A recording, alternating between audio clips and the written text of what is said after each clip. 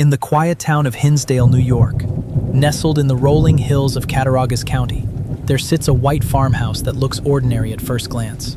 Surrounded by thick woods and overgrown grass, the building shows signs of age, peeling paint, creaky floorboards, and a haunting stillness that never quite goes away. This house, known simply as the Hinsdale House, has become one of the most well-known locations for paranormal activity in the northeastern United States. But unlike many haunted places tied to folklore or urban legend, the strange events here were witnessed and documented, some even by law enforcement. The story begins in the early 1970s when the Dandy family moved into the home. Clara and Phil Dandy, along with their children, were looking for a quiet place away from the chaos of city life. The property seemed perfect. A remote house surrounded by nature where the kids could run free and the family could build a peaceful life. But from the moment they moved in, things didn't feel right. It started small. Lights flickered without reason. Strange cold spots would move through the house, even during warm days. Doors opened and closed on their own.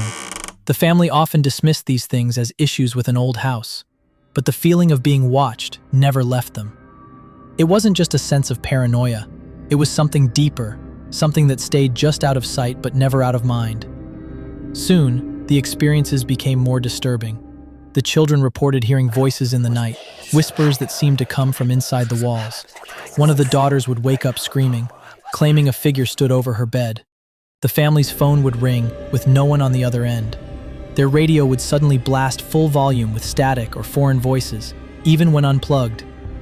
At first, Clara and Phil tried to stay calm, to rationalize it. They thought maybe the stress of the move or their rural isolation was causing anxiety. But that theory faded quickly when guests began experiencing the same things.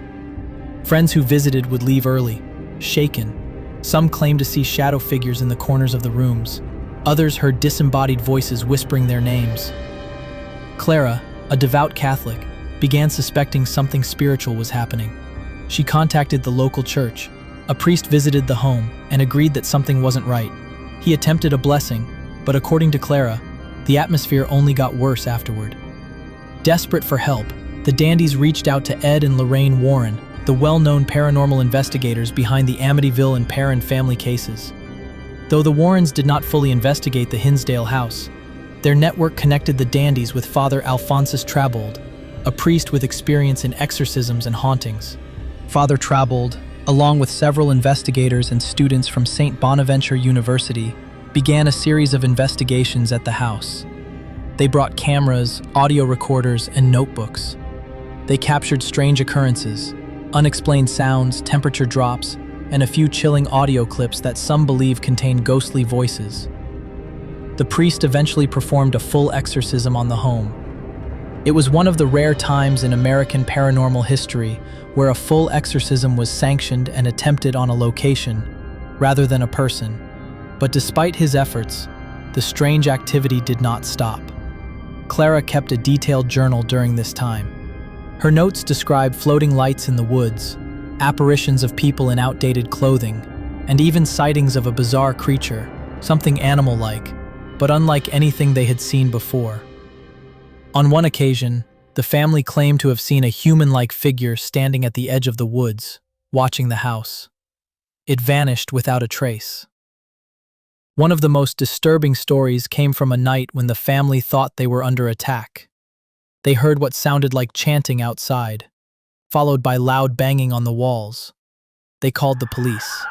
When the sheriff arrived, he found no one, but he did not dismiss the family's claims. The responding officer noted in his report that he had felt a heavy, oppressive presence during his time at the house. Other locals had their own stories.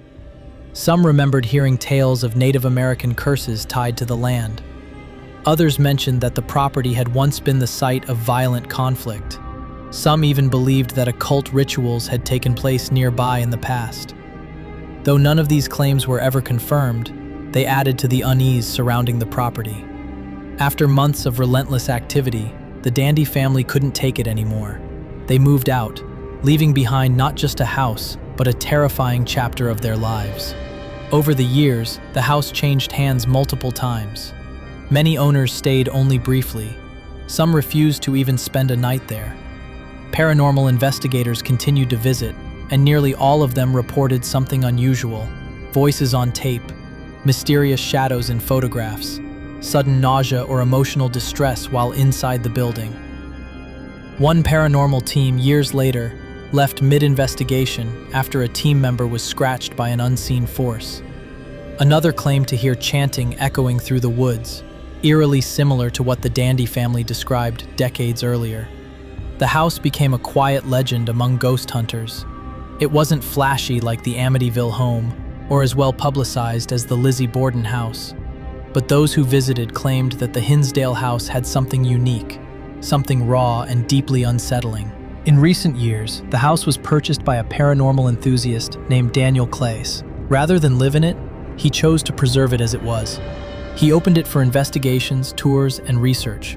He didn't try to fix what made it infamous. He wanted people to see it for what it is, one of the most mysterious and unsettling places in America. Daniel installed cameras throughout the property. Footage from live investigations is shared online. Many clips have sparked debate: strange knocks, lights turning on by themselves, shadows moving behind investigators. Some dismiss it as camera glitches or overactive imaginations. Others, especially those who've been there, say it's the real thing. To this day, no one knows exactly what haunts the Hinsdale House. There is no single ghost with a name or a tragic story that ties everything together. Instead, the house seems to be a collection point, a place where energy lingers, where boundaries between this world and something else grow thin. It may not be Hollywood material, but that's what makes it more believable, and maybe more frightening. There's no polished legend here, just raw, uncomfortable mystery. A family who suffered, a house that won't go silent, and a community left with questions that may never be answered. If you visit the Hinsdale House today, you might not see anything at first. It's just an old farmhouse, quiet and forgotten, nestled among the trees. But if you stay long enough, if the sun sets and the air grows still, you might hear it. The whispers, the footsteps, the echo of something watching. And then, like the Dandy family decades ago, you'll understand. The Hinsdale House is not empty. It never was.